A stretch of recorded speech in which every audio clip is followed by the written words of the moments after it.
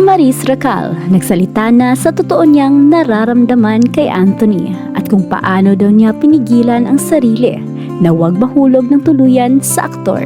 Narito, panuuri natin. Bago nagsalita ang aktres sa totoong nangyari sa kanila ni Anthony ay nilinaw niya sa lahat na sasabihin niya ay galing sa kaniyang puso at pananagutan daw niya ang nagawa niyang pagkakamali at humihingi ang aktres ng tawad sa lahat ng mga taong nasaktan niya. Ayon pa kay Maris ay nagsimula ito last June 2024 kung saan naging mahina daw siya ng mga panahong yun. Nadala daw siya sa kaniyang emosyon at agad niyang napansin na may namumuong matamis na pagtitinginan sa kanilang dalawa ni Anthony. Kaya agad daw niyang nilinis ang mga pagkakamaling yun kung saan inamin niya agad ang lahat sa kaniyang boyfriend na si Rico at nagdesisyon silang maghiwalay. Sinabi ni Maris na hindi naging madali para sa kanya ang kanilang breakup. Kaya inanunsyo na niya sa publiko na wala na sila ni Rico ay sobra daw siyang naging emosyonal dahil hawak-hawak pa rin daw niya ang buong katotohanan. Sinabi daw niya agad kay Anthony na hiwalay na sila at yun din daw ang sinabi sa kanya ng aktor.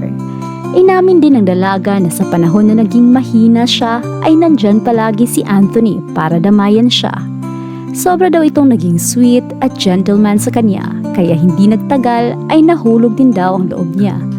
Ayon pa kay Maris ay sa lahat ng interview ay sinasabi palagi ni Anthony na single siya, kaya ang tingin ng lahat ng mga tao ay pareho silang single.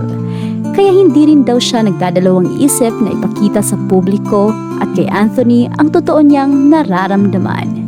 Mas lumalim pa daw ang pagkakakilala niya sa aktor nung papunta sila ng Italy for the shoot. At masayang masaya daw siya ng mga araw na yon, lalo na nang marinig niya ang mga pangako sa kanya ni Anthony. 2 araw daw ang nakalipas ay nakita daw ni Maris ang post ni Jam sa TikTok at doon ay agad niyang tinanong si Anthony kung kumusta na ang ex nito na si Jamela. Dahil sa pagkakaalam daw niya ay may pinagdadaanan daw ito.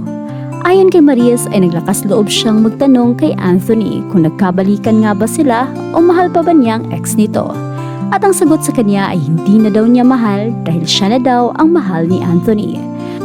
Ayon pa kay Maris ay nagtataka pa rin daw siya kung bakit hindi pa maanunsyo ni Anthony na wala na sila ni Jam.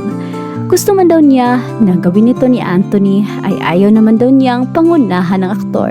Kaya pinili na lang daw niyang manahimik at maghintay sa tamang panahon. Ayon pa kay Maris ay sobra siyang nasaktan sa mga nangyari, lalo na't maraming tao ngayon ang hinuhusgahan ng kanyang buong pagkatao. Sinabi pa ng aktres na sobra siyang nahihiya sa mga nagawa niyang pagkakamali, kaya humihingi daw siya ng tawad sa lahat ng mga supporters at fans niya, lalong-lalo na kay Jam.